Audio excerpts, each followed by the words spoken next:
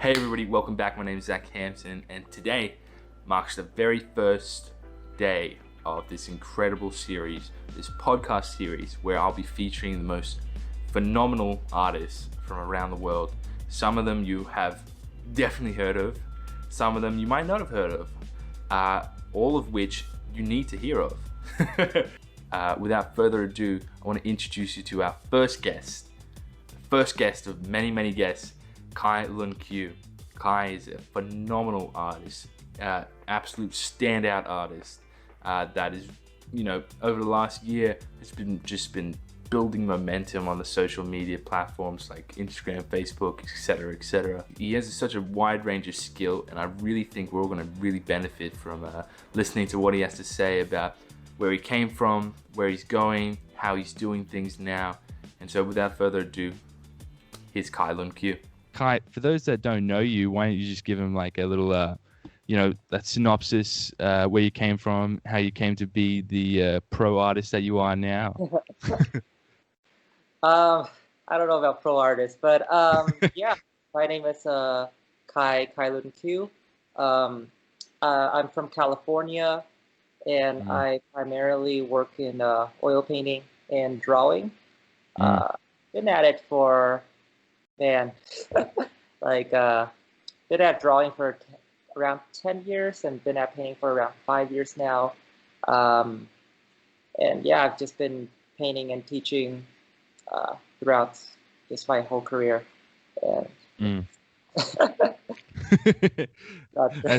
Yeah, it's so good, man. Like, we actually have a similar background. I don't know if you know this, but I came from dancing too into painting as well. Oh wait, how did you know I dance? What do you mean, how do I know you dance? You put it all up on your story and everything, man. Oh yeah, I guess so. I guess It's no so. secret, is it? Oh really? That's awesome. What kind of dance did you do? Yeah, well, actually, I did a little bit of hip hop and stuff, but it was mainly just like contemporary and ballet and stuff. Nice. That's Yeah. hard. Yeah, it's good fun. It's good fun. So you were doing like, what was it? Is it just popping? Is that what it's called? Yeah. Yeah. I done a lot of different styles. I started dancing. I mean, it's always been just been like an ongoing passion for me. Hey. I always have to kind of, I guess I always tell my friends I need to like find a way to balance the two because I feel like I'm like living double lives sometimes. Just because the crowd that I hang out with is just so different when it's like painting versus when it's dancing.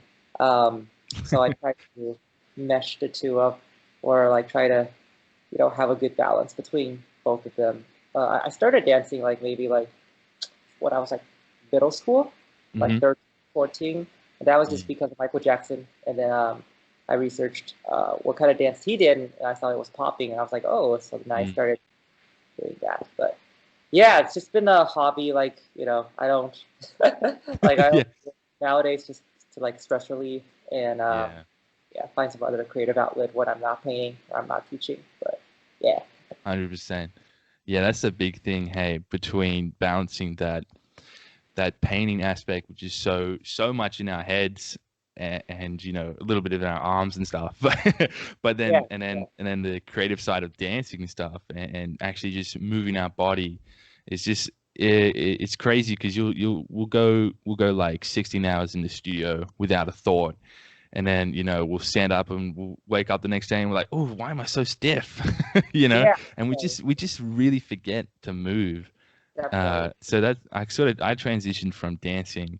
I danced for like quite a number of years, and I had always been drawing and stuff, but I sort of transitioned out of that at the end of school, and just started doing painting and stuff like that, and then that's kind of where it folded into myself for me. And then so instead of doing painting, dancing, it's kind of gone into gym painting. So that's kind of like where I'm getting my movement and stuff from.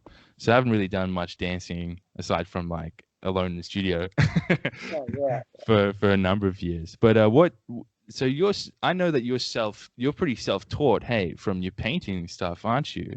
Like it's yeah.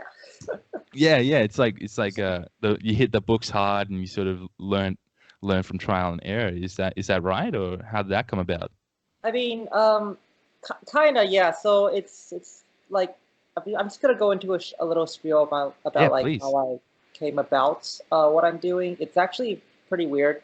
Um, a little bit, definitely not as common as most painters or artists nowadays. Just because um, I know a lot of painters, like maybe even you yourself included, like you're probably painting right now because you know you really felt like it was fun. You really wanted to like keep doing it, right? Like Yeah, a yeah. lot of people are started drawing and painting because it was kind of either a hobby or a passion or something that they found joy in.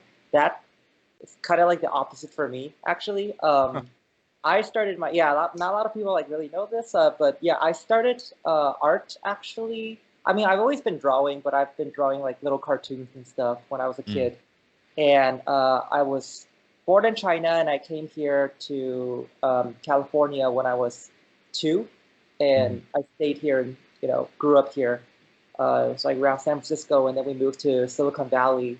It was just me, my mom, and my grandma, and my parents are divorced, but they're still on good terms. And my dad's an art professor in China, actually, Oh, so okay. he's like Wow. all the way in China. Yeah, so um, you know, it was kind of weird because I was not a good kid actually when I Mm, was when I was young. I didn't have good grades. yeah. Um, like I actually barely passed middle school. Um, like it was pretty bad. I think I single-handedly dragged down the entire school's like rating. Uh, Preaching to the choir. yeah, yeah. Yeah, yeah. The principal had to sit my mom down. I remember like when it was like middle school graduation, and she was just like, "Yeah, your kid's not gonna survive high school here," because I was going to school in Silicon Valley, and the Yeah, education system is like really tough there, you know. yeah, right, So right. and I didn't listen. Like I was like, I don't care. Like I don't want to study. I was like super bad. Um, and my mom just couldn't take it anymore, so she called my dad, and she's like, "Listen, I can't take this anymore. I'm gonna send him to China." You know, Oh. so she sent me to China, and she actually tricked me to go to China because she says we're visiting your grandparents for the summer. I'm like, cool. So we went, and then she was like, all right, so this is where you'll be staying at now. I'm like, what do you mean? And she's like, oh, yeah, you're going to school here. I was like, what? Yeah, I was like, You're yo, kidding. that's yeah. So my dad, because he's an art professor there at Mm, one of the top universities, like art universities, he was mm. able to, I guess, go through the back door and like let me into one of the art academy high schools Oh, in wow. China. Wow. Yeah, yeah. Uh, That's some serious stuff over there. I've it's seen a very lot of yeah, Chinese artists. it's That's incredible. Yeah. very different than any art programs here in high school Oh, because yeah. Yeah. them in China, I don't know if you know this, probably do, but they took inspiration from the Russian Repin Institute and Russian academies, Yeah. Yeah. and around like turn of the century, like when modernism in America and Europe really hit, China was still very much about preserving traditions. Mm, So they incorporated the academic teachings of the Russian academies into like just their public curriculum. mm, So if you were to study art in China, you will be studying under the Russian academic method, especially if you were in one of the actual art schools. So mm. that included portrait drawing, figure drawing, cast drawing, still life drawing, and like they didn't have oil painting because there's like so many students. I'm pretty sure the environment will completely just get destroyed if everyone was oil painting. So they had Yeah. Yeah. gouache paint. So they used like gouache Oh, um, yeah. Okay. Yeah. and did like these like alla prima-esque still life paintings and portrait paintings and stuff. Mm. But yeah, so I went there and it was a huge culture shock, because Yeah. in America, right? Like you wake up at like what 7 to 8, go to school, get home at like 2, do homework for like what 1 2 hours, and just like chill, right? Yeah. Yeah. Over there, Yeah. If that. it was I had to wake up at because I lived a little farther away from school, so I had to get up at like 4 to 5 in the morning. I Mm. had to walk and then take the bus, and it was until like 5 or 6 that I got to school, and I was just there. I was there until like 10 p.m. like Mm. every day for Mm. 6. They didn't have Saturdays off, so it was just Sundays off. Um, and there was like a huge language barrier too because I Mm. was raised in California, so my Chinese wasn't the best. I had trouble understanding a lot of stuff, Mm. and but it got better over time, right? So now Yeah. I'd say I'm like pretty fluent at it, but back then it was a little hard. Mm. And yeah, like my my dad kind of tricked me too when he told me he was enrolling me in this, because that time I really liked drawing anime. I liked Dragon Ball Yes, of and all course. that stuff. So I wanted to draw stuff like that, and I asked Yeah. my dad, like, "Oh, hey, are they gonna teach me how to draw like Goku or Dragon Ball Z or stuff like?" Yeah, they'll teach you all that stuff. I'm like, really? So I went there, and Yeah.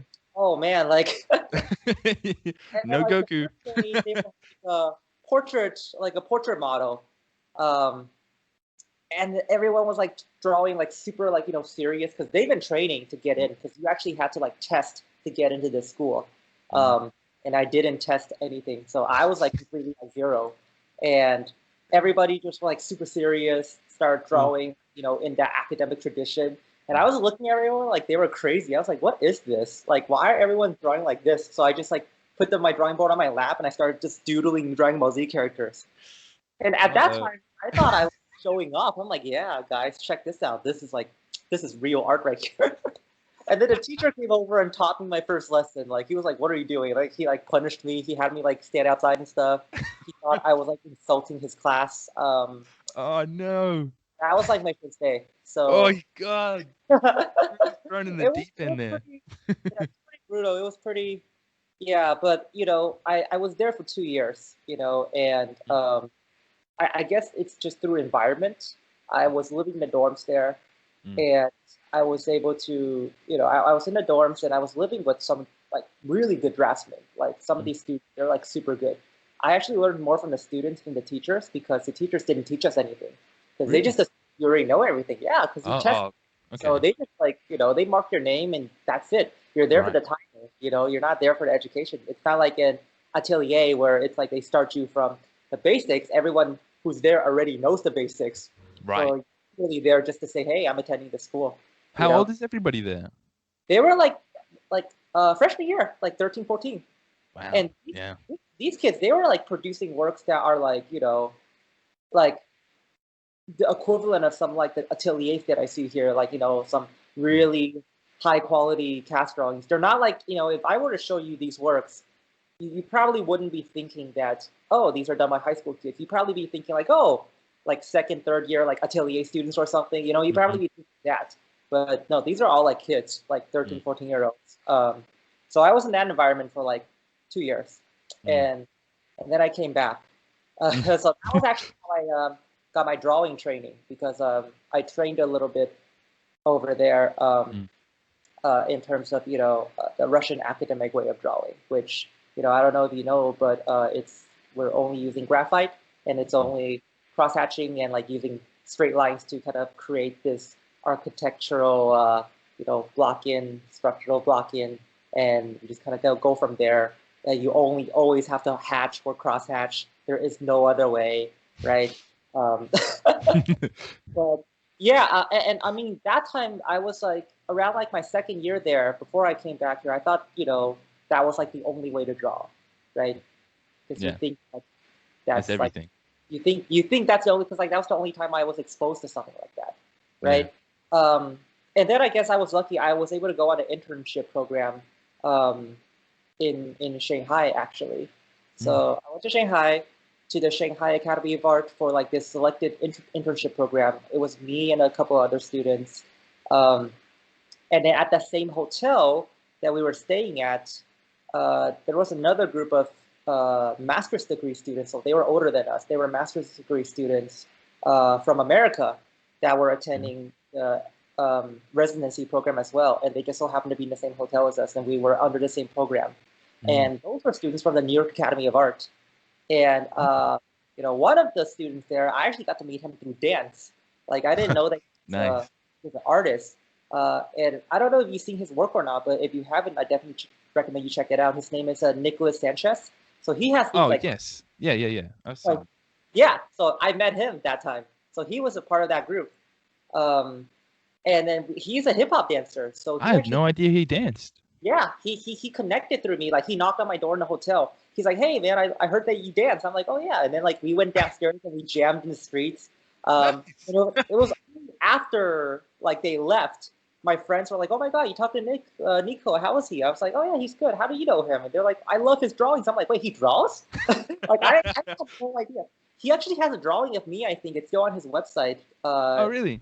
On his ballpoint pen series. Yeah, yeah. If you, I think it's under like the Chinese residency series, but you'll probably see me there. Yeah. So he took a picture of me, uh, and I thought it was a little weird because I didn't know that he drew. But then like afterwards, I saw that he drew me. I'm like, oh shoot, it's really good. But that was actually the first time I met artists who were, drawing in a different academic way than, what I was used to, right? That was the first step. Yeah.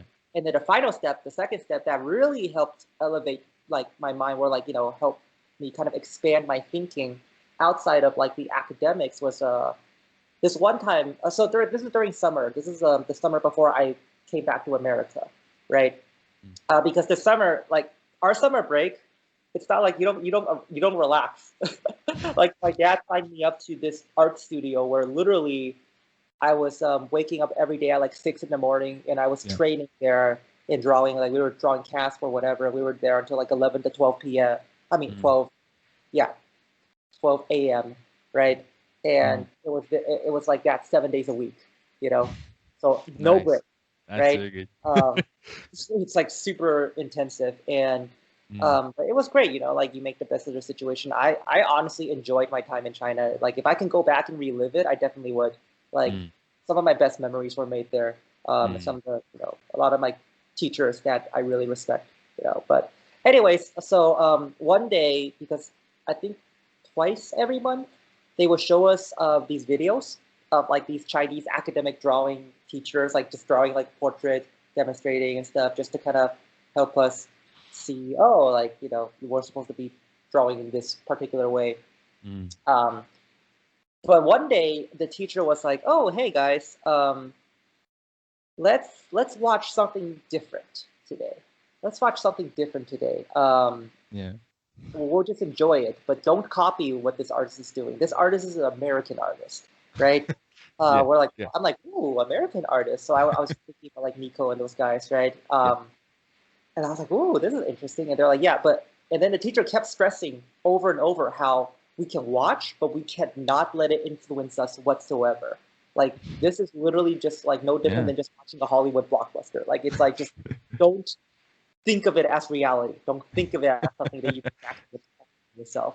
Right. And we're like, that's so weird. And then he showed this video. It was like, the way that the artist was like drawing, I was just like, oh my god, like it was so different than what I've ever seen before. And I was like, why can't we learn this? Like, I'll tell you this artist's name. You'll definitely know who this is. But at that time, I was like, oh my god, like it was like a whole different world for me. The artist was Casey Bach. That's real different than cross hatching. Casey Bach, before he had a beard, like this is when it was like short hair. Yeah, short hair and he had curly hair, and then he was drawing like this charcoal drawing of this girl looking down. I don't know if you've seen that before, but yeah, and he started out with this like charcoal sock, and then he started the sachet thing, the charcoal sachet, and then like he started using the kneadable erasers, and he used like his blending stump. I didn't even know what a blending stump was. I didn't even. I've never even. We don't use blending stumps. We just put tissue paper. That's it. Pencil and tissue paper. That's all we use. And then he started using like these blocks of charcoal. I didn't even know what charcoal was. So I was like, what is that?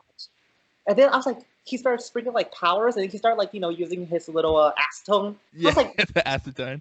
His drawing, but that looks so good. I was like so dumb that I tried that with graphite and water. No. Ruined my drawing like later that day, and then the teacher like yelled at me for like an hour, like telling me like this is why you should not. I told you you should not like. So but that really opened my mind up, because like that time when the teacher's like, oh, you must not learn this, like you must still do the academic. I was like, why? Obviously, there's like a whole different world out there of possibilities. Like, why can't I learn this, right? So I asked the teacher, who is this artist? Like, I didn't know who he was because they completely turned the volume down and instead just played Chinese pop music because like they're like, we can't understand what he's saying anyways, so let's just Right, and, right. and it's like, who is this artist? And the teacher's like, I don't know, some white guy. I'm like, I went on like a research binge, like and in China they didn't have Google. They had like this thing called Baidu. So I had to go on Baidu and I had to type in like in Chinese, I had to type in like American contemporary charcoal realism portrait girl looking down. Like I was like really trying to find it. Cast a wide net. Net. Yeah. And then I finally found it and I realized his name was Casey Buck. Then I started researching and then I went deep into the rabbit hole. And then I found people like Joseph Dadarovich, Jeremy Lip King, and then finally Richard Schmidt, who Casey studied under. Yep. And I was like, oh my God, this is so different and this is so beautiful. Like I wanna learn this. Like how do I learn this? I mean, like that time I wasn't even bothering with oil painting. Oil painting was just like some forbidden medium to me. I wasn't even attempting to use it because like I said, my whole family is a whole family of artists. My older sister, she actually was my first drawing teacher. Like she taught me how to draw a little bit. And she does like these hyper realistic oil paintings actually. So I've seen her oil paint. And in China, like the only people who are oil painting are the people who's graduated from the academy and they have like really high technical abilities. So the only oil paintings are like really good quality, high quality oil paintings. So I always thought like oil paint was like just some magical medium. Yeah. It's only associated with the gods. Would never have access to just because like my skill will never be that high. Yeah. Right. In the game where it's like, that armor is like forever going to be unlocked until you get to like level 80. I'm like, well, I'm never going to get to level 80. So yeah.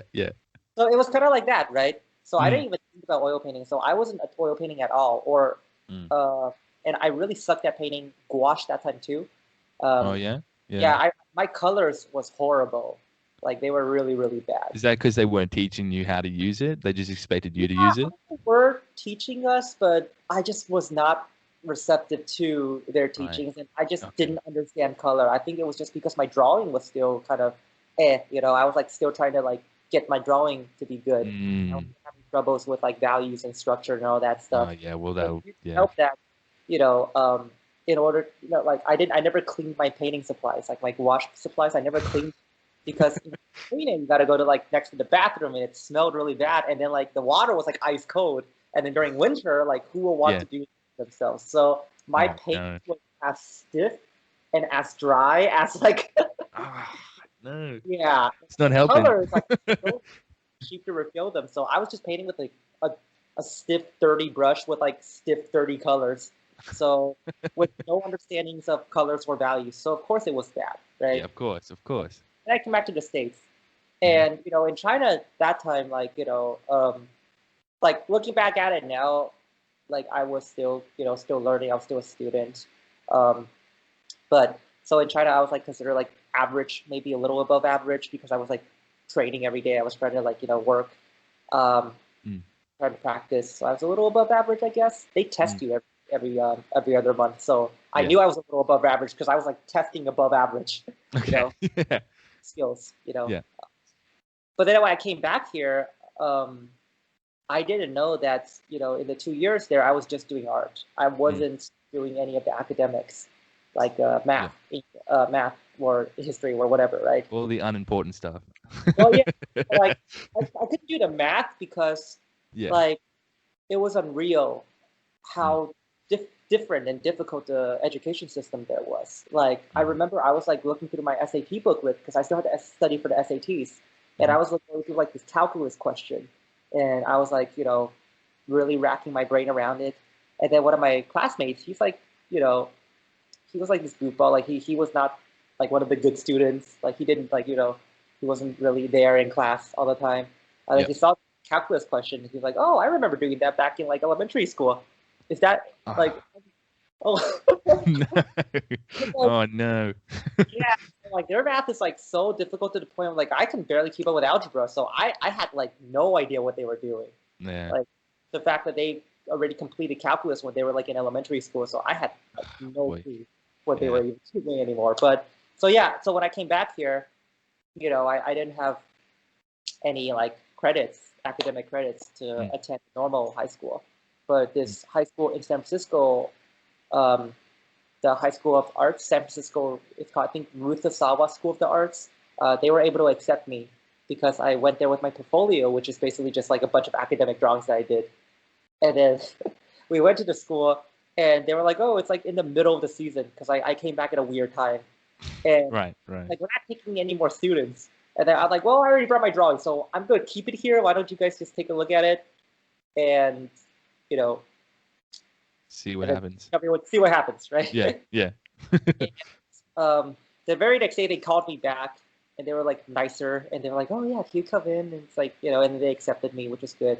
And that time, I guess I was using the academic skills that I learned to kind of help me move forward with school, and I guess it was pretty good, right? I was able to get pretty high marks in the art classes, um, and prepare for art college, right? But that time I wasn't painting. I was still only drawing. Like I already decided I was never gonna paint because I just felt like it was just some mystery medium I'll never ever touch. Um, and it didn't help that I tried oil painting actually in high school. I tried it junior and senior year. I tried it a few times, and it just was not good. To the point Yeah. where like I would bring it home to my mom for her to see, and she was just like, "Oh my god, your colors are garbage. Oh my god, don't ever again. Just Yeah. draw. You're like, Don't no, never touching that again. yeah, just draw," because like she's like, "This is like so bad." Yeah. And, so I just never attempted to paint, until sophomore year of college. So we're slowly moving up the timeline close to like where we're at now, right? Yeah. So then I got into the Maryland Institute College of Arts, MICA, which is like this art school in the East Coast. I went there. I actually went there as an animation major, just because I was like, well, I like animation, so it would be fun to maybe work in animation in the future. So I had no idea what I wanted to do actually. I was like jumping between animation, graphic design, even photography, because I was like, I don't know, like I don't, right? Like anything but like painting, right? Yeah, of course. And I remember like on my way to college, like on my way to like my first year, I remember I asked my dad about it too, because my dad's much nicer than my mom, you know. So I asked him like what his opinions were because he's an art professor. So I was like, "Hey Dad, like what do you think I should study when I go to college?" And then he's like, "You can study whatever you want, son." And I was like, "Okay, cool. What if I want to do like oil painting, like you guys?" And then my dad was just like, he was like, "You know what? Why don't you try? I think you should study curatorial art so that you can help sell other people's paintings." Oh no. I don't think we're cut out to paint. And I was just like, "Okay." Jeez. So I was like, "Okay." Jeez. And then like, I asked my mom about that too. And then she's like, "Don't you dare oil paint," because she's like, "I've seen you oil paint before. Don't make me laugh." Like, and I'm like, "Oh no, okay." So, you know, and then I went to college, and for the first year, I was just undecided. I was just like hopping around classes and stuff. And then the second year, we took a trip down to the National Portrait Gallery in DC, and we went there. And I remember I was like running on an all-nighter that day, so I was like super tired. It's like super dead. God. I really was like leaning on my friend's backpack. I was like sleeping while I was walking because I was like so tired. We were going through the presidential like portrait section. I was like, "Oh my god, kill me!" Because like I can't. I can't. Um, and then like my friend was like, "Oh, dude, look at this painting. Like this painting looks pretty cool." I'm like, "What painting? I don't care." Like he's like, "No, no, no, look." So I looked, and I looked. It was like this giant painting in front of me, and it was John Singer Sargent's Spanish Dancer. Oh, here we go. Yeah. So when I saw that painting, I'm like, "Oh my god!" Like it woke me up. Like I was like, "Jesus, it's so good." It wasn't even El Jaleo, which is the study that the Spanish Dancer was based off of. It was just a study. Spanish Dancer. The biggest study I've ever seen because it's like super, super big. It's like 2 times life size. But then like I saw it, I was like, "Oh my god!" Like I stood there for like 10 minutes, literally. And after that, I was like, "Okay, I don't care. I'm gonna try oil painting now because I'm like, if I can just capture like, if I can just even attempt to capture like 0.1% of the Yeah. beauty that I'm seeing here, I'm like, I think it'll be worth it. So I went back, I got my first oil painting supplies, and I booked like the first oil painting class at my college that I'm, yeah, that's what I did. Mm. Uh, and then of course the colleges, art schools, like they don't really teach you much in terms of like realism, right? Right. So, Yeah. but they did give you a lot of freedom to kind of just work. So I mean, that gave me time to just kind of experiment, right? Yeah. And Yeah. they did, like the teacher did answer some questions um, that I had, which is like, okay, what is oil painting like? What is the difference between like linseed oil and like Gamsol? Like they can still answer those kind of questions, Okay. right? Yeah. Yeah. Yeah. Idea what anything was. Um, and yeah, so I just kind of did that, Mm. and it was pretty hard actually because when I was trying to learn how to paint, there really wasn't any resources out there. Like right now I'm teaching at Sentient Academy, Mm. where we have like really affordable classes and stuff. There was Mm. nothing like that when I was trying to learn how to paint. You probably know too. Yeah. Uh, Yeah. Yeah. Yeah. Same boat. the only people I knew were like Casey Buck, Richard Schmidt, Jeremy Lipking, so I kind of went off of that. So Casey had like these YouTube videos online, Mm. of people shooting him like when he's like doing demos. Yeah. So Over his shoulder. yeah, those are the only videos I watched Yeah. when I was like attempting to teach myself how to paint. Mm. And the other thing that I used to kind of teach myself how to paint was, I like like those little dial like DVDs, like those artist painting DVDs that Oh they yes. right. Yeah. I didn't have enough money to buy those because I was a poor college student. Yeah. But all I did was I just studied the trailers. That's what I did. So I was looking at Yeah. like the 1 minute, 2 minute trailer. Every time I saw a 2 minute trailer, that was like a gold mine. I was like, oh my god, 2 minutes.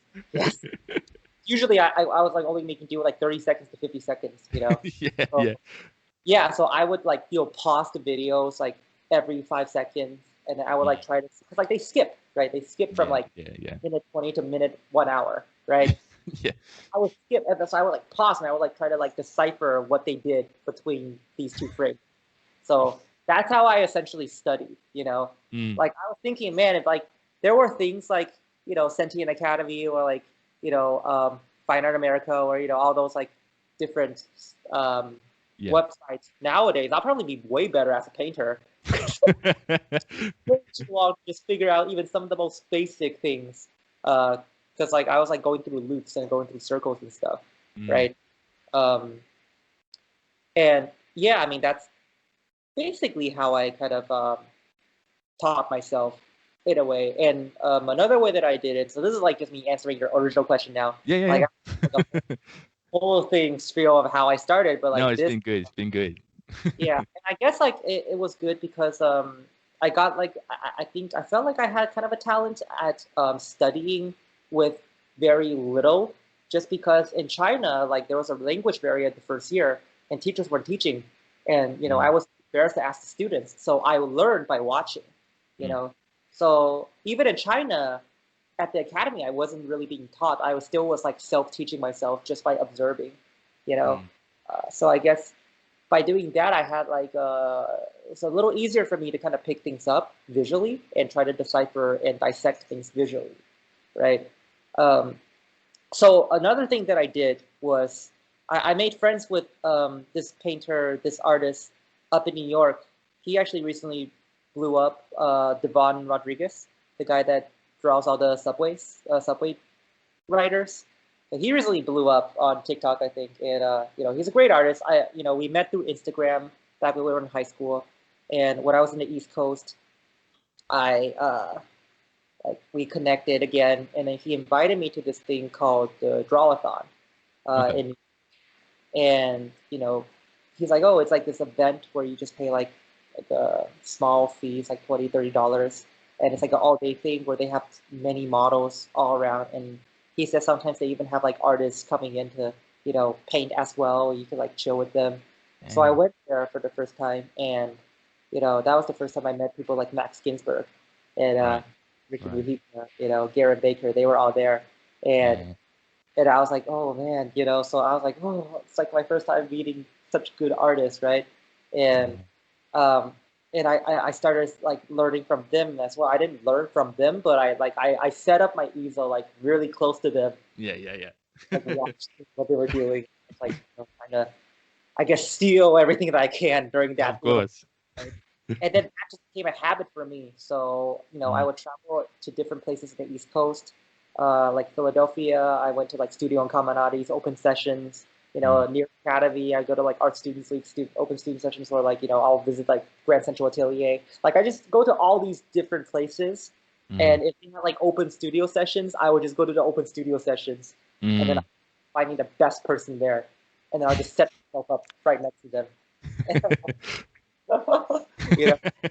I think the best, I think one of the really, really prominent memories I had was this one time I went to, this is already around when I was like a senior in college. Like this is already when I was already, I think it was a little after I got a award from the Portrait Society, but I went to the Samogandi Club for a portrait painting competition, that my friend invited me to. And, it was like assigned seating. You like pick a number. So this time it was super lucky of me, I guess, because my circle, like, where I was sitting at, there was like an empty spot right here. And I remember I was like just painting. I was wondering who, I mean, I wasn't painting. Like no one could paint. You had to wait until like the timer started. And then you could. Right.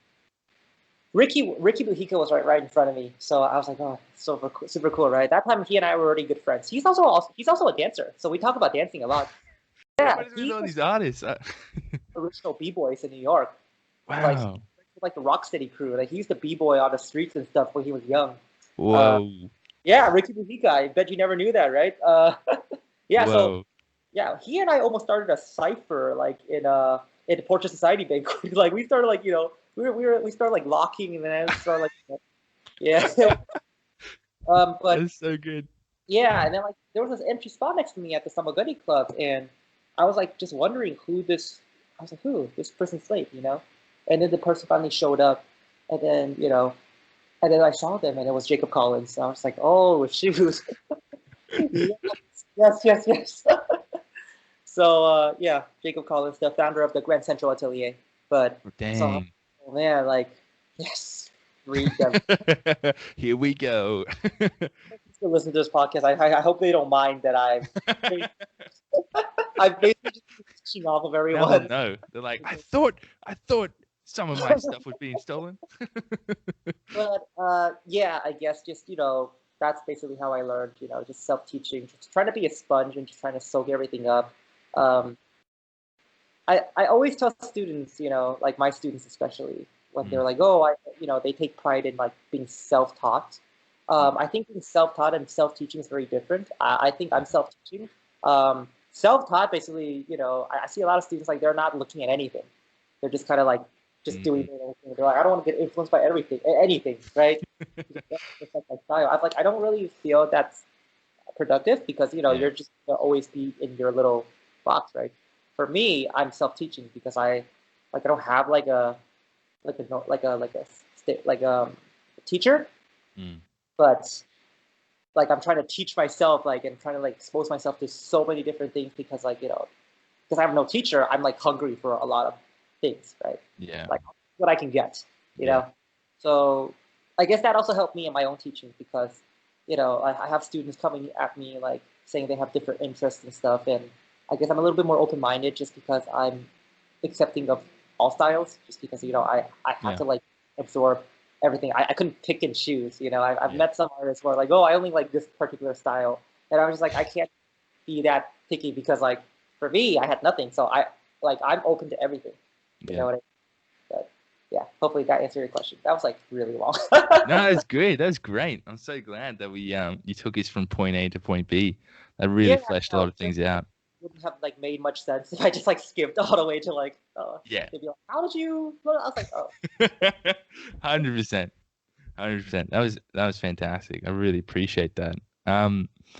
Yeah, look, a lot of those things, the self-taught and self-teaching, you really nailed that one because I think when I was a lot younger, I was I didn't have anybody. Obviously, there was nobody. And in Australia, it's even worse because Right. Australia only has one type of art scene, and that's like this like postmodern type of art scene, and that's it, right? So that's as far as we go pretty much here. And as far as ateliers go, there's really only kind of one, but the rest are just kind of just more, again, like postmodernist type of stuff. And that's just how it sort of rolls here in Australia. And there's not a lot that you can do about that. Obviously, being a kid, so thank God, like I'm kind of born in the age of the internet. You know, Yeah, yeah. you know, like you said, those trailers, big deal seeing those, those trailers, seeing them popping up and stuff. And Yeah. so yeah, I'm much the same. Just anything that I could grab my hand on, I would just be a sponge, and I'd be like, yep, okay. Yeah, And definitely. then straight away, while I'm like watching it, I'm like, okay, let me try this. Yeah, yeah, definitely. All the while. So yeah, I know exactly what you're talking about. Yeah, big deal here as well, for sure. And it's what you said about how coming from China back to the US, and that sort of that strict teaching, didn't even have Saturdays off, and then going over to the US and stuff, and that teaching, that complete juxtaposition between the two. Yeah, I know exactly what you mean, because I went to a place called National Art School here in Australia, and it's kind of an atelier type of thing. Like, they do small classrooms that have models come in. You get some really great teachers who know what they're talking about, but then you also get teachers that are like, see that line there? That's more than just a line, bro. And it's just like, I'm like, okay, well, I didn't, I went there wanting to like learn how to sort of translate what I see around me into something tangible on in 2D plane, and it's really hard to get here. But because the way like our whole schooling system is set up, it sort of flows into the way that our universities are set up as well. It's this really relaxed sort of 9 to 5, and then like once you're done, you're done. You don't talk about it, you don't think about it, sort of thing. And even while you're doing it, people are just sitting back and relaxing, just like watching YouTube or something. You're like, shit, man, we've got a model right here, and I've got like from 9 a.m. to 5 p.m. to just do as much as I can. And you're sitting here just like chilling on YouTube. So there's such a sense of like, there's no urgency, there's no just discipline in anybody here. And so that's something that I had to self-teach as well, on top of like self-teaching how to paint, how to draw. I had to teach myself how to be disciplined in all sort of, I guess this kind of carries into all aspects of my life, but specifically to learn how to paint and how to draw. And that was such a big like transition thing, because I'd be there 9 a.m. to 5 p.m.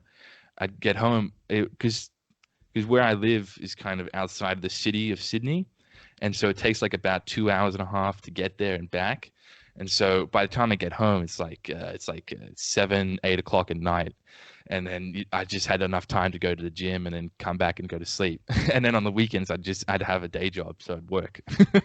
And so that I was there for like a year, because the second and third year just go into less and less hands-on from like the teachers, and so you kind of just left more and more to your own devices and stuff, which isn't what I wanted to do, and not something I wanted to get into more debt over.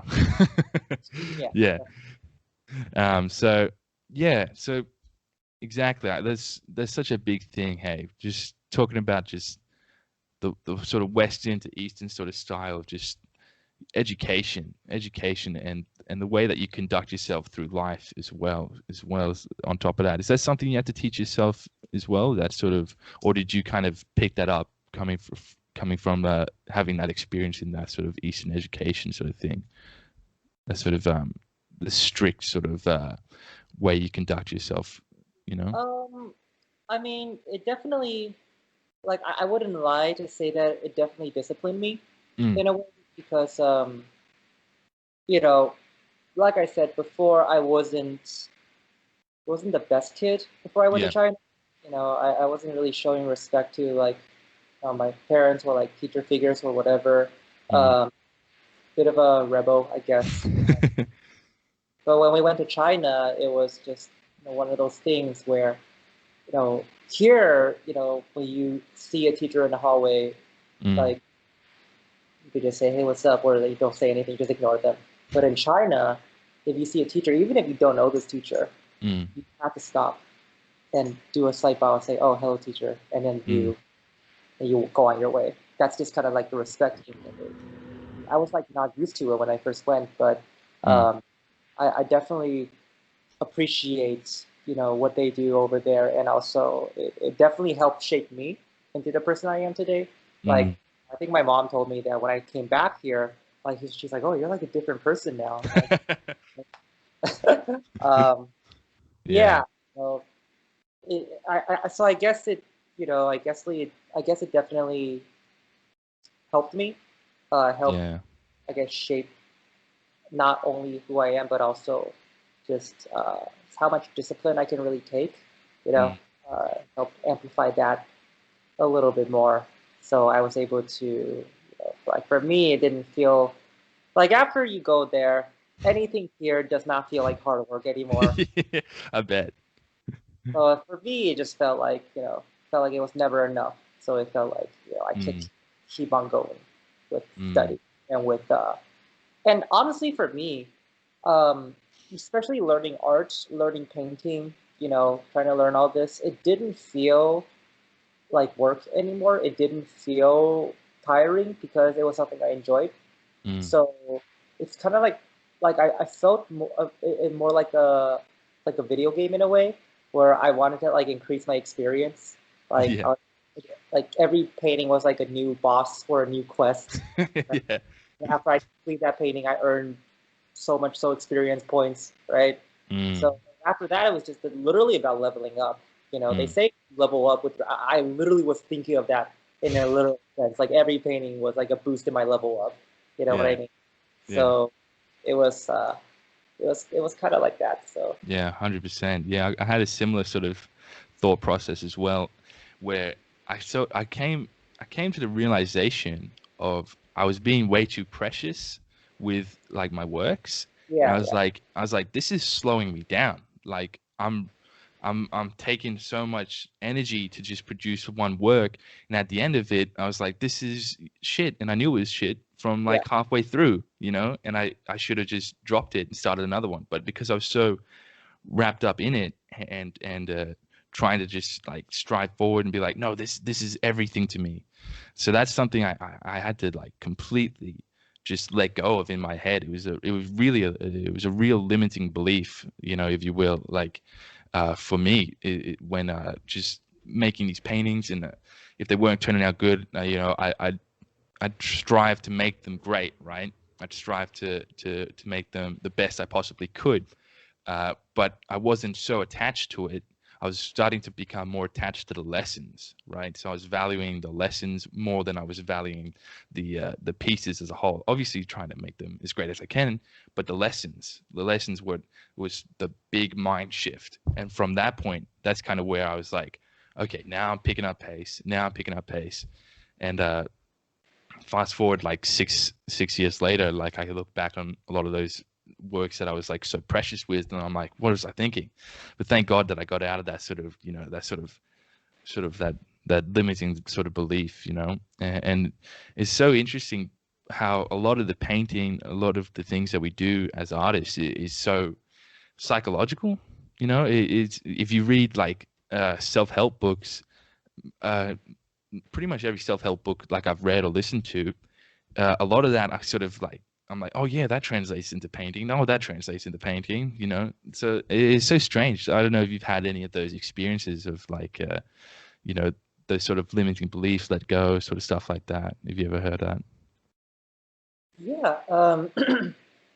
yeah, yeah, definitely. I mean, like for me, it was like more of an idea Mm. than anything because I mean, at least for me, I had to first, when I came back from China, I actually had to kind of revamp my mind, to rewire my mentality, just because I mean, I'm not really dissing the training in China, but the way that they taught us, especially when it comes to portrait drawing, it wasn't. It was more so like, this is how you draw an eye to make, I guess, fulfill the criteria of the academic drawing exam that you're going to have to take. This is how you draw a nose. This is how you draw a mouth. So then when I came back here, everybody I drew looked Chinese because I wasn't really thinking about things in terms of shapes. Wasn't really thinking in things in terms of actual. Like I was basically following a formula in a way, right? So when I came back here, I had to actually just kind of reteach myself everything, how to look at things. And one thing that really helped me was Richard Schmidt's A la Prima book. I Painting Bible. I like to call that book like my teacher, because that book really is like, I think, the closest thing I have to like a legitimate teacher that's been following me throughout my entire entire journey. And that was when I started thinking about things more in terms of abstract shapes. And then I realized, and this is something I repeat to all my students now, everything that you see in reality, or everything that you're painting, right? If you're trying to paint something realistic, you're not really painting anything realistic. You're making an illusion that is just made up of abstract shapes of value and color, right? So, and then if you break it down into just very simplified abstract shapes, you can draw and paint anything. You're not really limited to anything else anymore.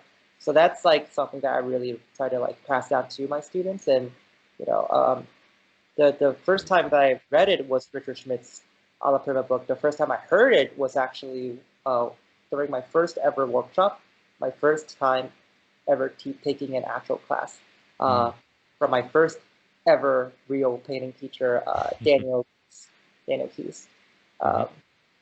It was through his pilot project, which is like this program that was geared towards 17 to 22-year-olds students. And they were able to kind of go study with him for free. Man, that would have been great. So I was able to go, and that's when he told me about that. And that was when I started learning a lot about like the different mindsets that you can have as an artist. It doesn't just have to be this one mindset, right? Essentially that's 100%. Yeah, like even talking back on how you were so adamant about how a drawing was to be constructed, then you saw Casey Bao drawing, you're like, whoa. I still think a lot of people still look at that way he draws and go, hang on. Even today, but like it's very different the way that he approaches it, Definitely. And that sachet costs a lot, especially to get it over to Australia. It's like $150 just the postage. Yeah, man. I know. It's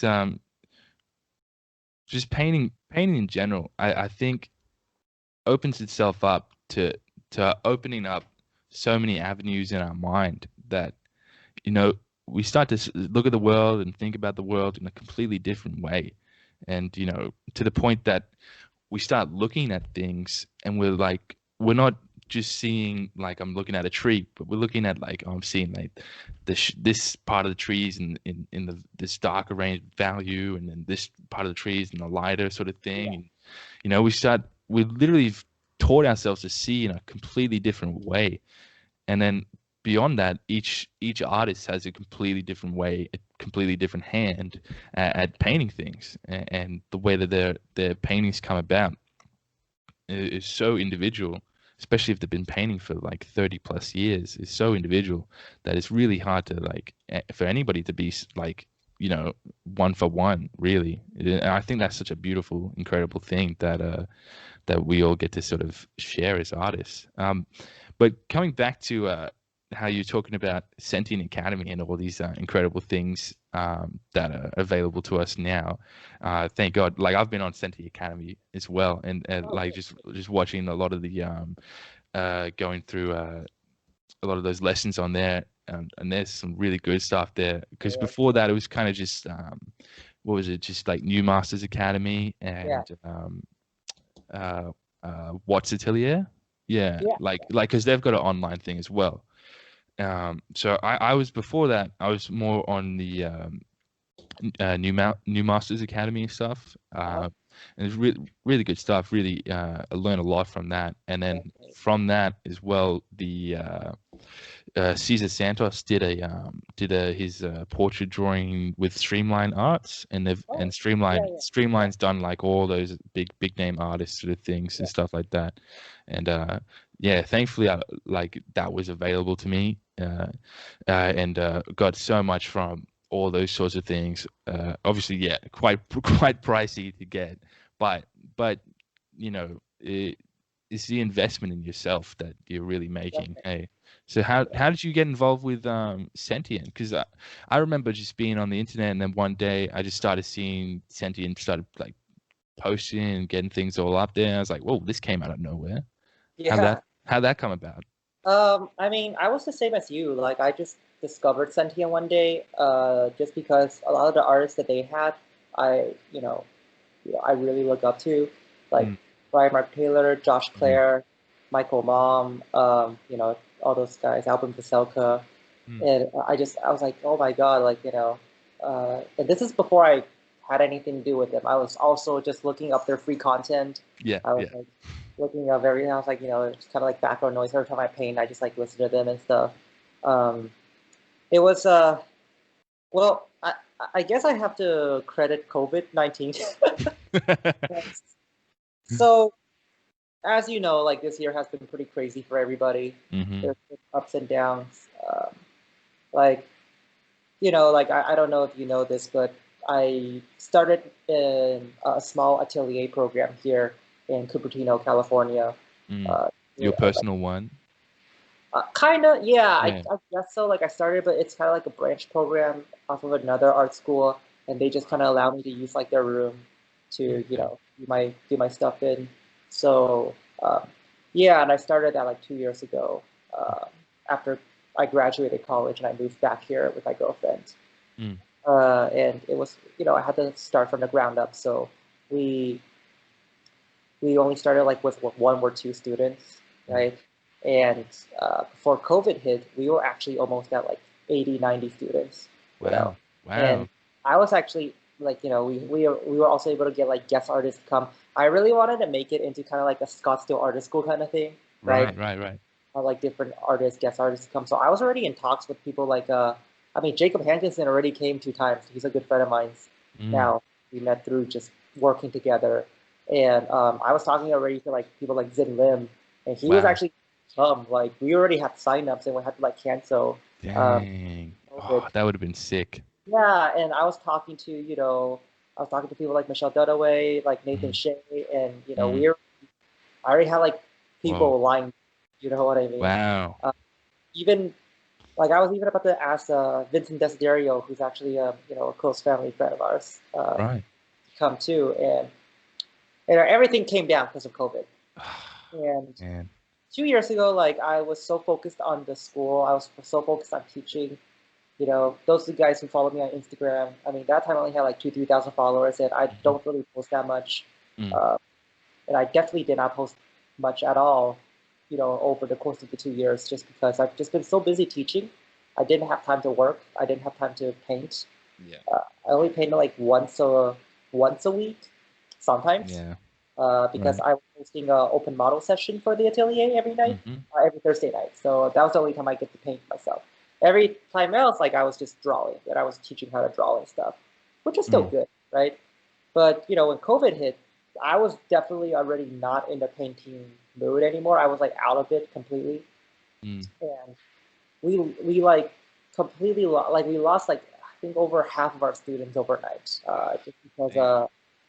everyone was like kind of freaking out in a way. I didn't really blame them, right? Yeah. But it Yeah. was kind of a really stressful time, you know. And I mean, thank God I had savings because like if Mm. not, I would have been super stressed out. Uh, Yeah. but it was had that um, and then I was thinking like, oh, I really want to try to get back into painting, but Mhm. that actually like it was kind of bad. Like it was everything fell through, I completely just I just completely checked out. Like Yeah. I was in bed, like just chilling every day, not doing anything for like 2 weeks. Like I was just like playing video games, like just you know eating snacks and stuff. It was like not good at all. And I was like not doing anything. And after the first week, I actually had to I have to thank my girlfriend because uh, after like day 5 of just me in bed, eating like I don't know how many slices of pizza Body already. weight in pizza. Yeah. And I was like, how are you not getting on my cakes about this, And then I was like, this is disgusting. How are you not like, like Oh yelling God. at me? And she's like, what? She's like, I don't see anything wrong with this. She's like, you're tired. You've been working way too hard. You deserve this. You shouldn't feel bad about it. I was just like, Mm. you know what? And hopefully anyone listening to this, this is really important where I feel like taking a break, letting yourself take a break is super, super important. You know what I mean? Like I didn't realize that until she said that. And I was like, you know what? I do kind of deserve a break, right? I've been working like for 2 years, like nonstop. So I was like, you know what? I'm going to take a Yeah. break. So I spent another week just not feeling guilty about taking a break. And I just completely let myself go, right? And during that time, I occasionally would scroll on Instagram, and I happened across this one artist. He actually is also. I'm actually going to be teaching a workshop with him, for Sentient Academy. Oh yeah. Jared Brady. Um, Jared Brady. Yeah, yeah. So I Pretty saw sure. he was doing this thing called the Strata Challenge, and then he was getting really good, like through each Strata Challenge he was doing. I was like, oh my god, this kid's like really, really good. Yeah. I was like, what is a strata? So I started researching what a strata challenge is. A strata challenge, for those who are listening who don't know what it is basically a challenge that was hosted by Strata Ezos, Brian Mark Taylor. And basically it's you paint something from life every day for 30 days. Uh, and I was like, man, I really want to get back into painting. So I just made a decision to do it because I was like, I need to be held accountable. Like if I put it online, then the people online will hold me accountable, right? So I just started, day one gruesome, like brutal actually, because like it was hard for me to even like paint for more than 15 minutes. Like after 15 minutes, I tapped out. I went to like go chill somewhere, and then I came back and I started painting for another 15 minutes, and then I just kind of squeezed out like an hour painting from that. Just like really, really, it was okay though. It was like a panda paint. Actually, it was the painting that I recently gave away for my 20K giveaway. That was the painting for day. Yeah. And then I kept forcing myself to do it. Like I kept forcing myself to get up to the easel, just paint something, right? And it started becoming more and more fun. I started like refining like that passion for painting. I think around day 4 or day 5, I think, and I think it was around day 7, day 8. I don't know. I'm just spewing random numbers, right? I painted like this lion sculpture. I think it was, I was not following the rules of Strata Challenge. Like I literally was just painting like sometimes. Yeah. Although it's okay, during my second round, like that was the first time I tried a Strata Challenge, and then I took a little break, and then I did it a second time, and that time that's when I started my stuffed animal series. But that's for later. But but the first time, I was just doing random images, random references, and it was this lion sculpture that I did, and you know, uh, and it was around that time I think it was Keith. He's the co-founder of Sentient Academy with Brian Mark Taylor. I think he liked it, and I think the Strata Easel shared it onto their page. And I was like, oh, cool! They shared it. Yeah. And that might have been when I first found you actually. Really? Oh, Yeah, it might have been actually because I remember it was during a Strata challenge that I was started following you from. Yeah, so that might have been that reshare that I actually found you from. Might have been. Yeah. Yeah. So so then I just remembered. Let me think. How did it happen again?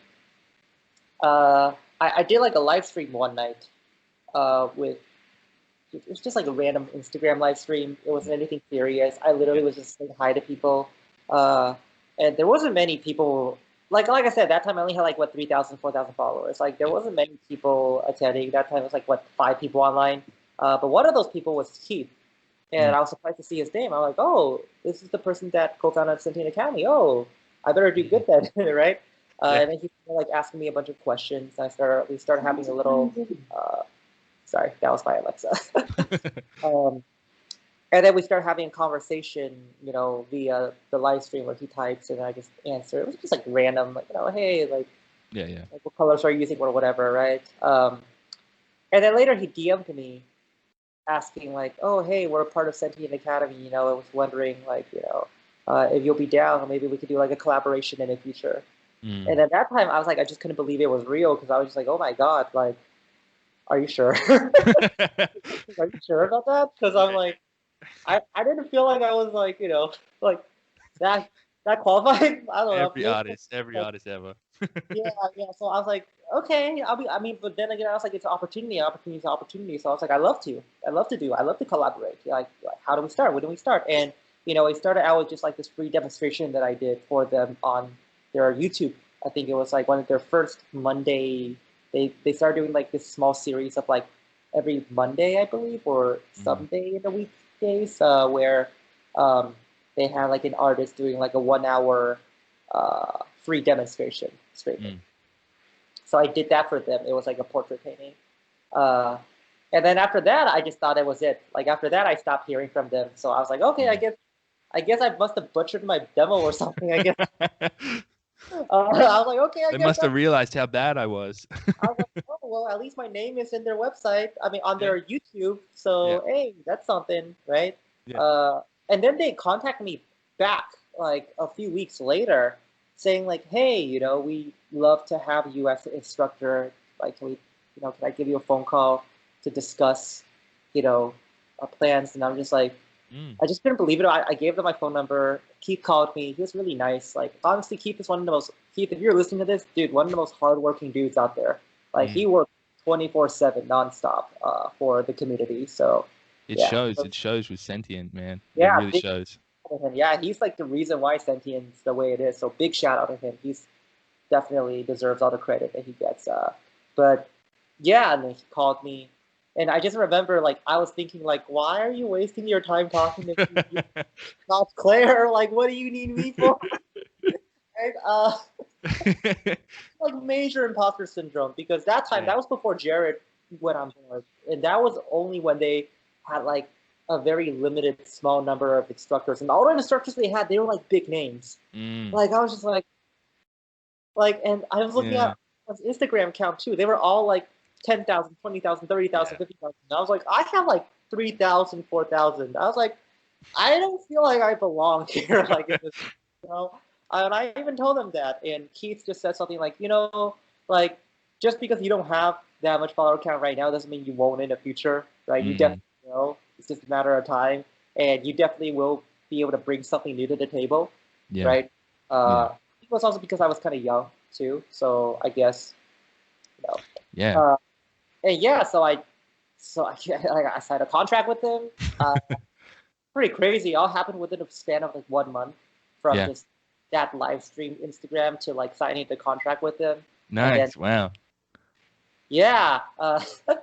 And then I did I did like a portrait course curriculum for them, which you can probably find on their website now. And doing like live stream demos for them every bi-weekly. That's kind of like what I'm doing with them right now. It's like I'm still like I'm feeling a little better now being on there because like I'm you know, like it feels good now, like it feels okay now. The first month definitely imposter syndrome galore. Like I was like, I feel out that like I wonder how it'll take them to see, but now I'm like, you know, I'm like, oh okay, I'm on here. Everyone chill. Let's chill, right? Yeah. Nobody said anything yet. So I guess I'm in the clear. It's like me, and like I was able to kind of help out some of their students as well. So that's good. Man, that's great. That's incredible. It's isn't that incredible? Like, you know, you can go from losing half your students, things that you worked on for like 2 years straight, and then in the span of a month from a random live stream, you know, you're back on top again. You're doing, you know, you're just like a brand new direction, you know. Yeah, it was crazy. Actually, I forgot to mention this one little part. I guess it's not a little part. It's a pretty. I forgot to Oh, mention. I almost quit art altogether. oh, damn. Yeah, I was about to Dang. like sell everything. I was about to sell my shot. I was about to sell my easels. I was like looking online, like, it's a little embarrassing to say, but I'm not afraid to say it. Like, I've never Yeah. had a normal job before. Like, my first job was teaching oil painting workshops and selling paintings. I've never had a normal job before, so it's kind of scary. But I literally was about to like, I was literally about to quit art because I was like, I can't do this anymore, right? And I was like looking on, like, I wonder if like McDonald's is hiring. Like, I'm totally happy with just doing that, I was like, I Yeah. wonder if like I could like drive Uber for like, during the pandemic. I wonder if that's a possibility. Just researching into things like that because I was like literally about to throw in the towel. So, I gotta thank Strata, Sentient, and also just Primark Taylor, everyone because like they kind of saved like not only like they saved my career in a way because like I was Yeah. about to throw like I was about to like disband the atelier. I was about to Man. sell for like $20 a piece just to get rid of them. Yeah. God, man, I'm very thankful that you chose not to do that, man. Really appreciate it. And I'm sure many people are too, man. Because like what just seeing your paintings pop up on my feed, I'm just like, fuck yeah, that's sick. You know, it makes me. I'm like, yeah, this is why we paint. It's just to make incredible shit, man. Man, wow, I can't believe you were that close to just saying this is Yeah, it. I only told a few people before, but I guess now everyone knows since I just said it. But yeah, Yeah.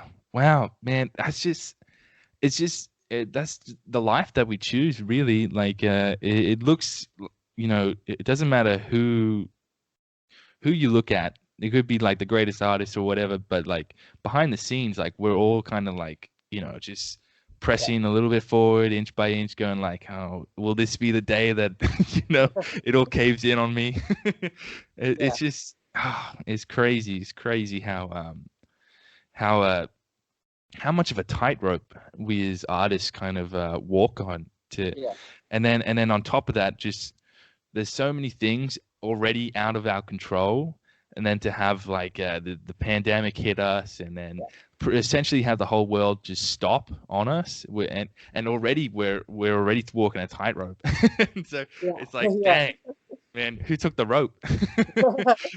Yeah, so man, I know exactly what you're talking about. I know exactly what you're talking about. That's crazy. That's crazy. You've never had a day job before at all. So Yeah. that's very impressive, man. That's very impressive. Big congratulations for doing that. Thank you. How was that? You kind of just, so you just said you were selling paintings, you should doing teaching and stuff like that to make ends meet, sort of thing. Yeah, a little bit. Actually, it was also because of my mom too. Like my mom's like very strict with me when I was growing up. She's not an artist, but she did help my dad with a lot of behind the art scenes, Mm. behind the you know, what's that like behind the scenes kind of Behind the thing. scenes, yeah, Yeah, yeah. um, where she was helping him with sales, with like promoting, with marketing and stuff. Mm. And Mm. like when I came back from China, she saw that I had like works done, Yep. even though they were not, like she made me like go to like galleries and stuff, and then she made me like I was like still like in I think like sophomore year, junior year of high school at that time, and she made me go in. And she's like go in and like get a number from like the gallery owner, strike a connection and stuff like that. So she was kind Wow. of like that, right? Like she was trying to teach me the business side of things because Yeah. it's not really taught, in Nope.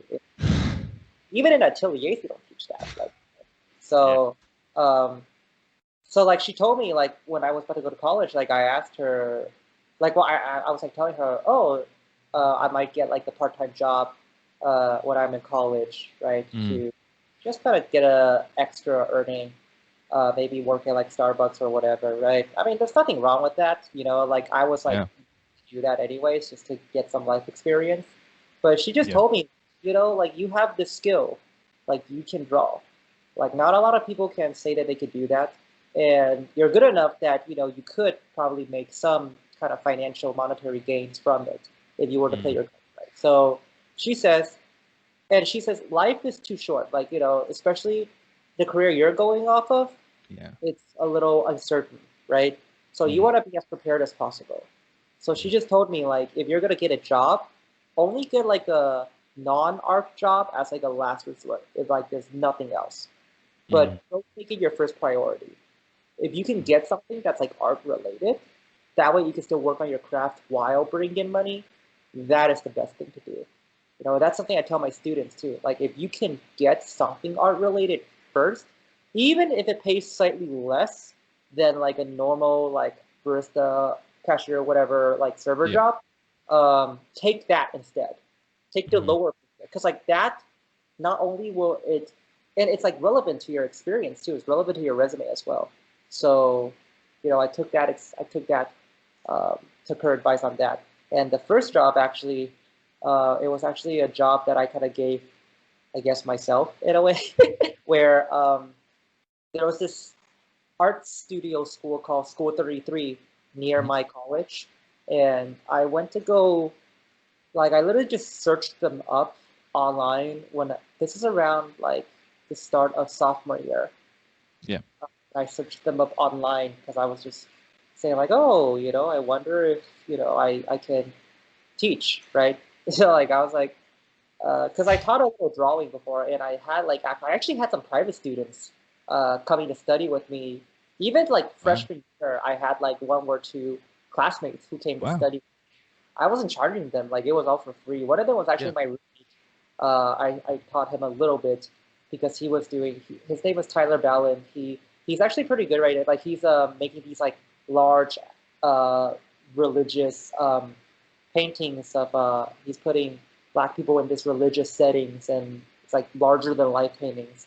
It's really cool actually. Whoopi Goldberg like wears one of like his shirts that has his paintings on it, and like Whoa. Wow. Snoop Dogg, Ice Cube like shouted out his paintings recently too.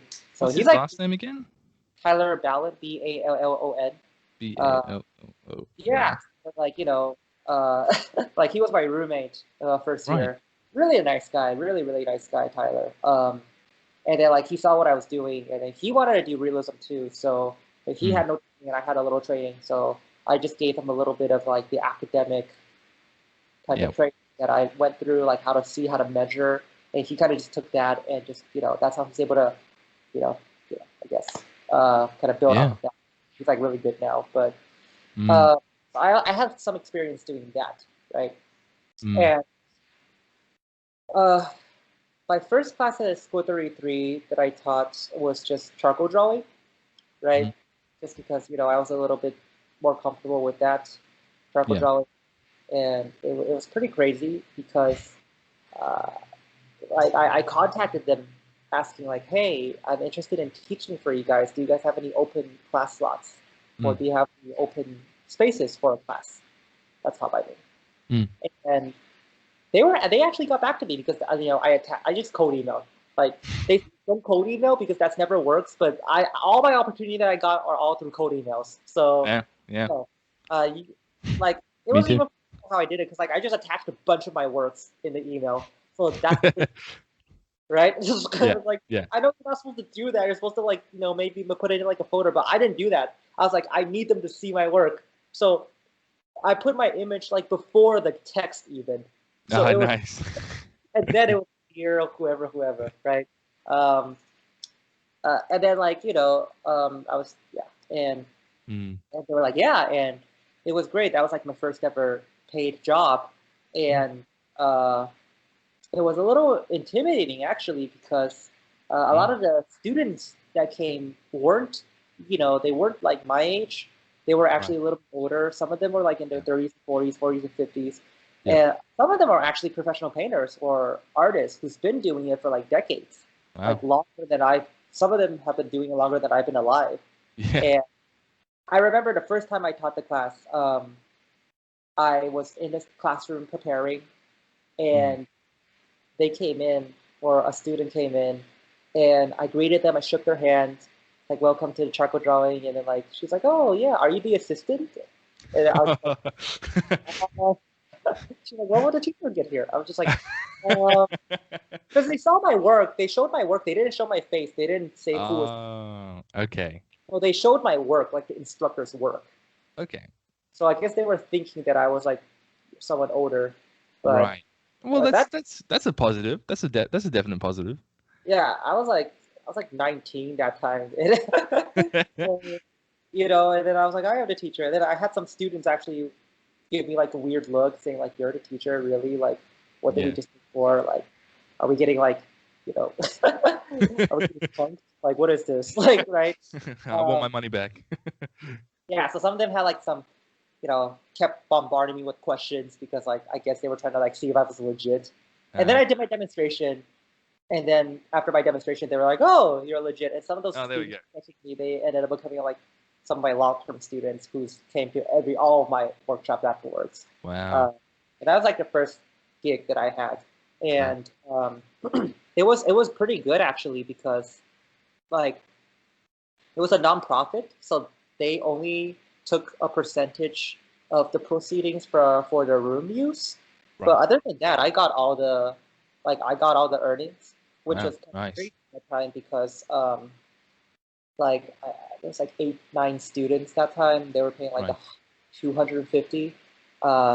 So it ended, and I only showed up there like, you know, I go there like once a week during the weekends, like on Saturday, to teach 3 hours. But I calculated in like my first job, I was getting like paid like 150 to 200 per hour. So Dang. I was like, Nice. this is pretty good. You know what I mean? Yeah. But it was like, you know, it's like workshop, so it only lasted Yeah. like 6 weeks. But it was Wow. good. You know, that was like my first job. Yeah, and I just kept teaching workshops there throughout, just from sophomore year all the way to senior year. You know, and actually, there's a funny story about my first oil painting workshop. Actually, Oh yeah? yeah, after my charcoal workshop, I opened up an oil painting workshop. Right. Just because I don't know why they asked me if I could do oil painting, and I just said yes because like I was like yes, like. Is this But before you did oil painting or? this was after I started oil painting for 2 months. Oh boy. Okay. So I said yes.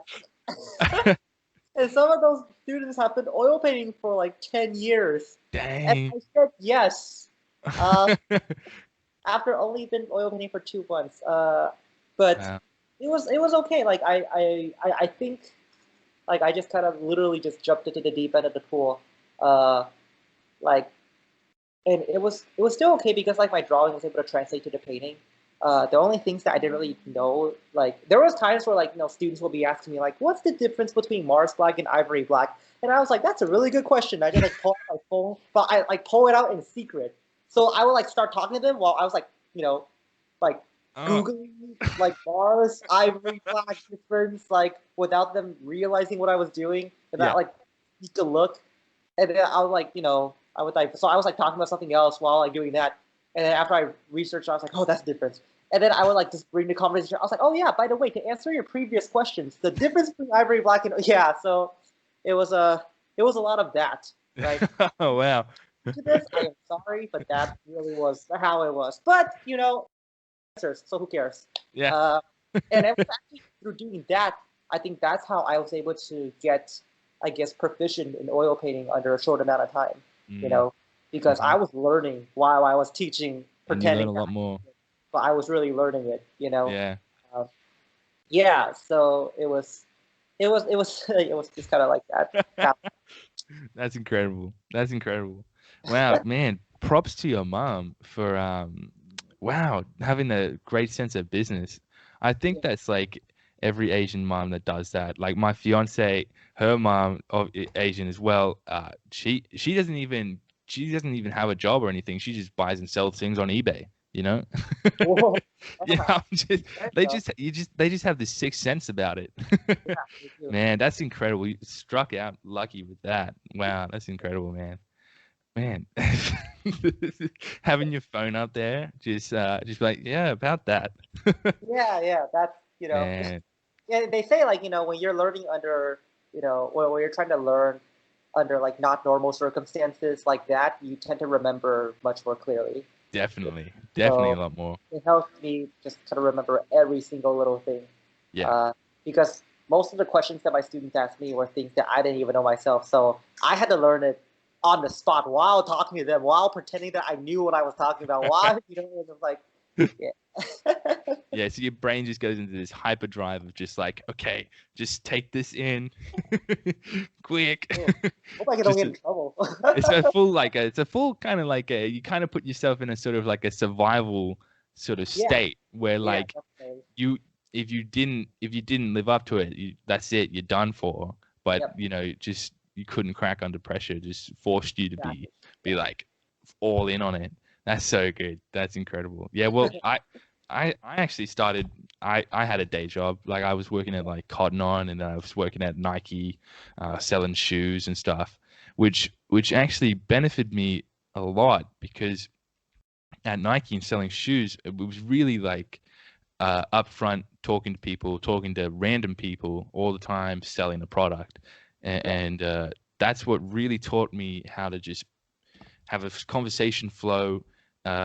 My mannerisms, talking to people, and talking to people about a specific thing and reasons about a specific thing, like the shoes and the clothes and all these things like that. And coming off the back of that, going into, I actually did my first workshop I taught was actually an oil painting workshop.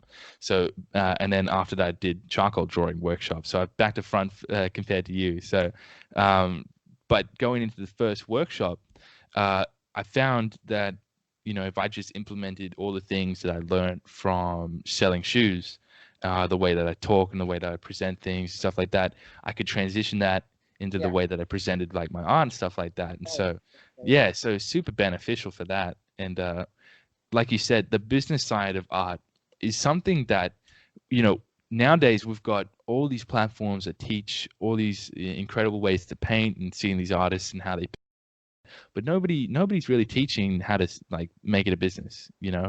It's something that I kind of find myself similar to back in the day where I'm just like grabbing at scraps for painting advice. Now I'm kind of grabbing at scraps for like painting business advice.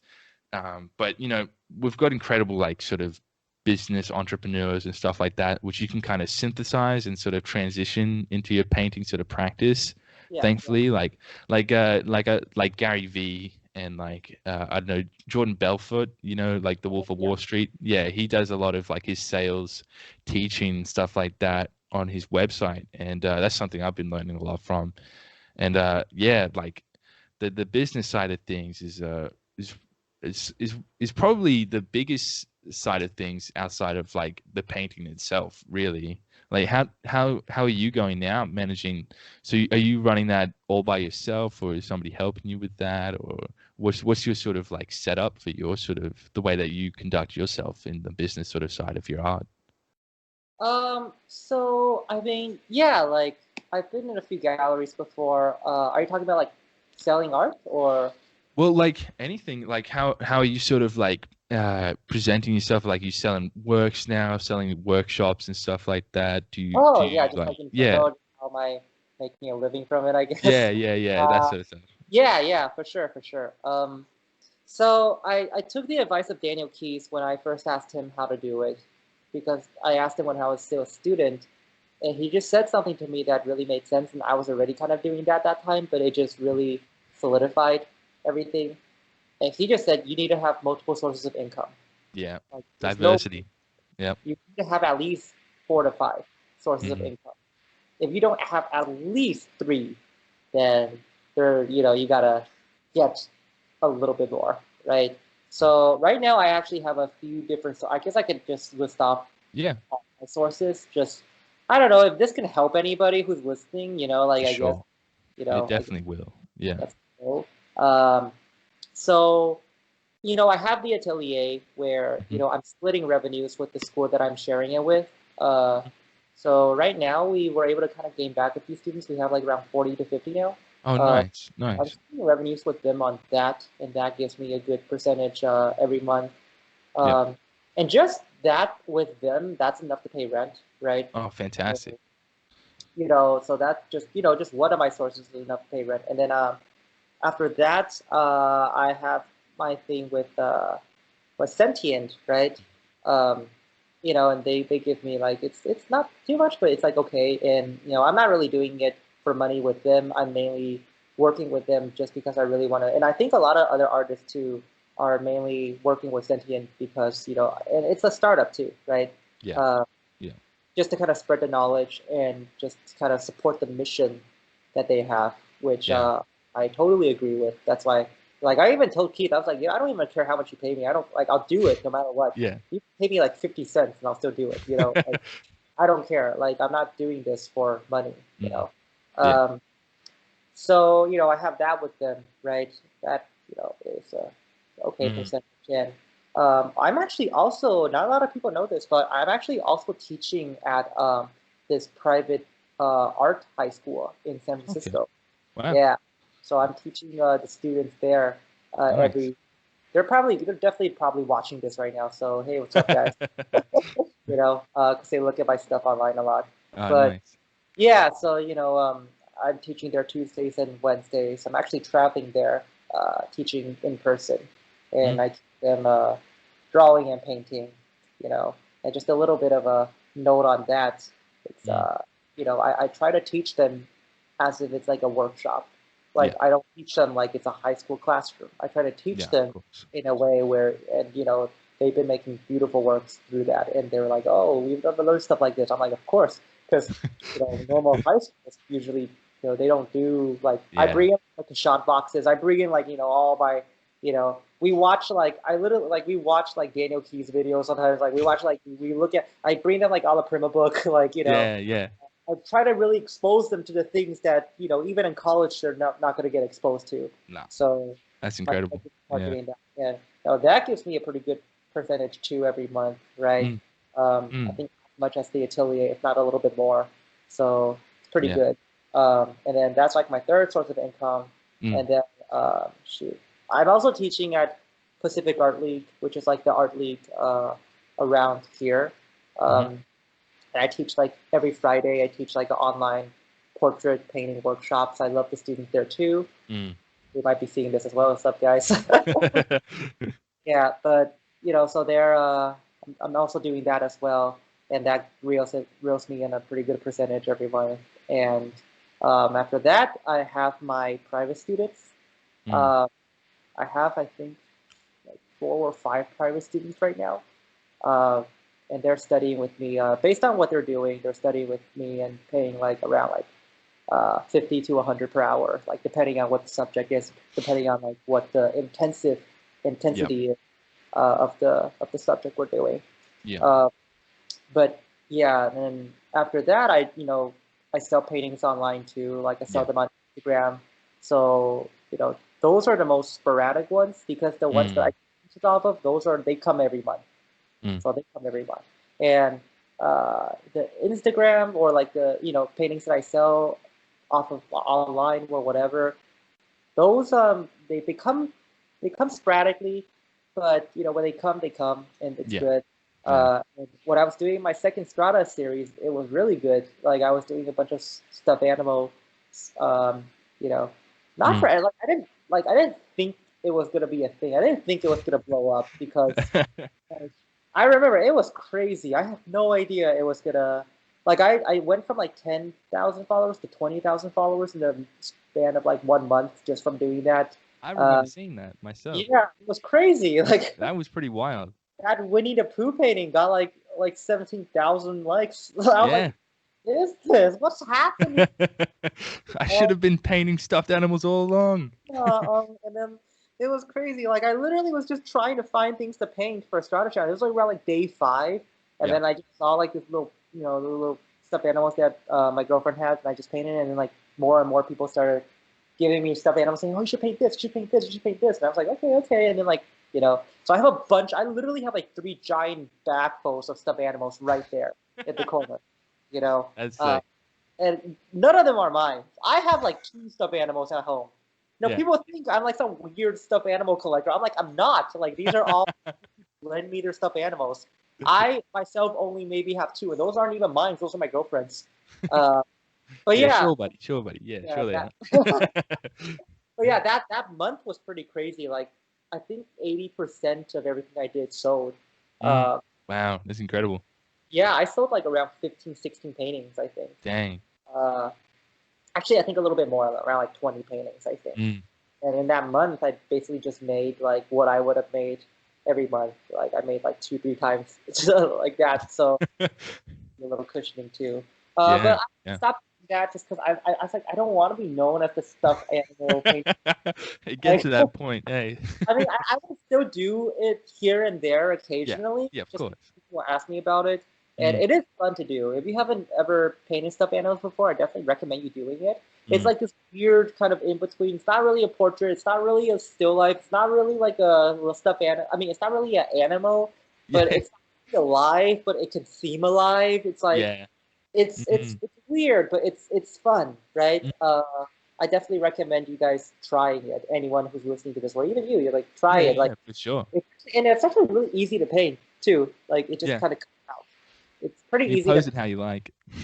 Yeah, you can pose it how. Yeah, exactly. Yeah, and So light it how you like. Yeah, really, like you know what I mean. yeah. Uh, but yeah, so it was good. So now I'm like, just kind of painting here and there. I started slowing down a little bit more due to just my busy teaching schedule once Oh, again. yes. I'm probably Yeah. gonna do another Strata challenge soon, and it's gonna be the turn of the stuffed animals. Uh, but yeah, right now I'm just kind of going around exploring. I don't really actually. That's the reason why I don't want to be maybe like I haven't worked extensively or intensively with a gallery yet. I just don't want to be Mm, pigeonholed to just like one specific genre. Like I kind of want to jump around, just paint yeah, whatever. Like if I yeah. want to paint something that's like a portrait, a landscape, like whatever, I could do that. I could want to paint stuffed animals, I could do that. If I want to paint Mm, like more characters, I could do that. Like it doesn't really matter. yeah. Don't be on my case about it. So yeah, I think right now with social media being a really powerful tool, Mm, um, it definitely makes it a lot easier for artists like oh, myself, yeah. or even like you to make Yeah, sales. Um, I guess live off your paintings, right? that's for sure. Yeah, that's just Yeah, diversity of income is yeah, probably people yeah, that aren't business orientated would never have heard that before, right? yeah, That's yeah, something I only stumbled across yeah. after just like desperately looking how to like run a business, how to Yeah, like, the whole like rich dad, poor dad sort of thing as yeah, well, like a cash flow game and stuff like that. Like yeah, that's I just came across that just by desperately looking for that. And like if I had just been like focused on just solely painting, painting, painting, I'd never would have found that, and I would have been like worse for it really because no matter what we do in life, it's hard enough to just have one source of income. Like if anybody's worked a regular like retail job can tell you, it's like shit, man. I got to get like three other jobs on top of this, yeah, yeah, and that's just reality of like having an economy based on fiat currency and stuff like that, and it continually, whatever, whole nother conversation.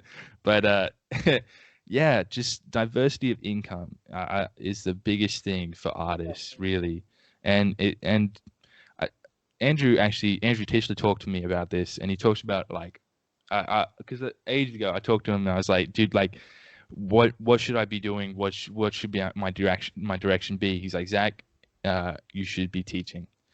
Like, no matter like how good you are here, how good you are there, you should be teaching. There's always going to be somebody that doesn't know as much as you do, right? yeah, So there's always going to be somebody that a little bit more than that you can pass on some knowledge from.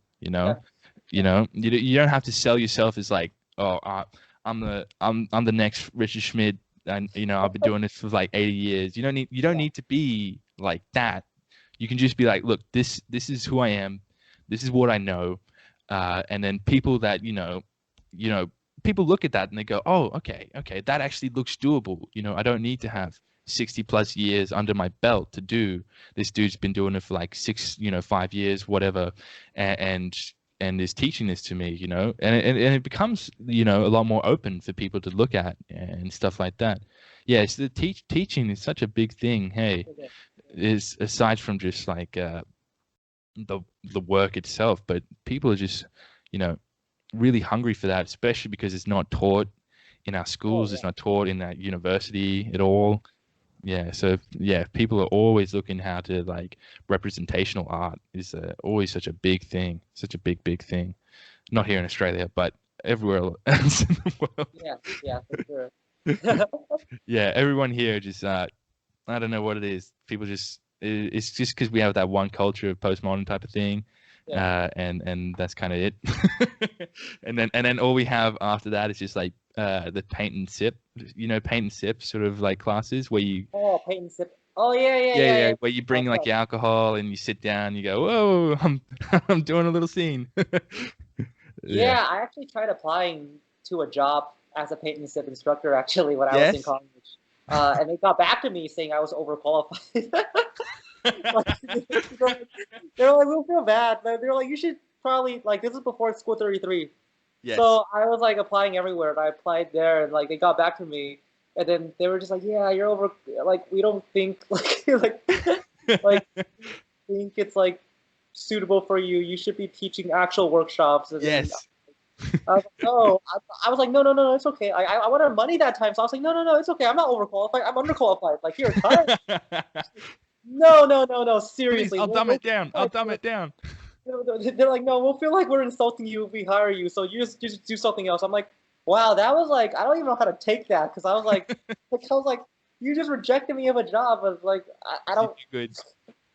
I was like, I didn't think that was a thing. But yeah, Yeah. I think that's the reason why I teach because I mean, and that's actually the reason why I started my atelier, Mm, right?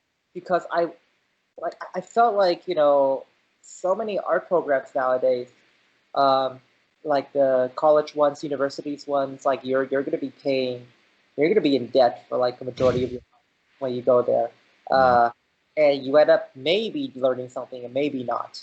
Most of Yeah. the time, probably not in terms of like realism or in terms of representational Mm, foundation, right? mm, And I just remember just how hard it was for me, how hungry I was for it, and it mm, was just how like it was so hard to, I guess, attain that kind of knowledge, right? So the mm, reason why I teach nowadays is like like if I can make it easier for someone who had that same passion that I did, or have that same interest that I did, if I can make it easier for them, if I can get them from step A to step B mm, in a shorter amount of time than it took me, mm, then I'm happy to do that, right? Like I've met students before where they ended up not even like coming to class. They just came to take a trial class, and I always tell them, I'm like, hey, listen, like like I would talk to them, and they'll tell me mm, what their goals are, and I'm like, oh, well, you know what? Maybe you're not, you don't need to be here if you want to learn this, this, this. Tell you what, here are other resources for you to go to, and I will give them everything I know. Like I would mm. tell them, like scholarship programs, like to study with the Daniel Keys or like other stuff like that. Yeah. Like opportunities for competitions, like depending on who they are, or even other ateliers where they want to learn a specific thing. I was like, you'll probably be better off at this atelier, not mine, right? Mm, So, and they would ask me like, oh, why are you doing this for me? Like, you're not gaining anything from that. I'm like, I mean, I am because like I tell them, and they were asking me like, oh, like how can we repay you for helping us with this, right? mm, And I just tell them, especially if they were like younger students, mm, I'll just tell them, like it doesn't really matter. But if they were younger students, I'm like, well, in the future when you're like, you know, where you get to a certain level, and mm, you see someone else who is struggling or who is beginning at mm. like beginning stage of their whatever, right? You just help them out the way that I'm helping you, Pay it and forward. pay it forward, and that's your way that you can like thank me, I guess. Mm, Because I mean, that's the whole idea that Richard Schmidt had when mm, he took in people like Daniel Keys, Michelle Dunaway. Michelle told me this actually, and like he just was like so generous with his knowledge. Like he was able to, he was friends with like he took on. I mean, he didn't teach Daniel Keys. Daniel says like they just became really good friends and they painted together. mm, He was able to soak up the knowledge just through painting with him, mm, and so did Michelle, right? And that's the reason why Daniel started Palette Project. mm, He's kind of enforce Richard's mission of kind of passing it down to the next generation, right? mm, And I mean, I don't know if you heard about Palette Project, but it is honestly just like this super super generous opportunity that like you would not expect out of any other institutions. Like Yeah. like they pay for everything. They'll give you Right. free brushes, and you could study with not just Daniel Keyes. He brings in Yeah. guest artists too. Like the first year I was there, like Tim Reese was there, Michelle Dunaway, Josh Clare, like they were all there. Wow. Yeah, and then Michelle met me that day, and she met me and she knew me through that, and then she later on DM'd me on Instagram saying like, "Hey, I'm hosting a workshop at Richard's Putney Bar. Would you like to come on scholarship?" And I was like, "Oh my God!" So it was Dang. I got to like go to the Putney Barn in Vermont and paint like with Michelle and everyone, and it was just it was like kind of like this snowball of opportunities that just happened just through the kindness of just one person, and that kind of Mm.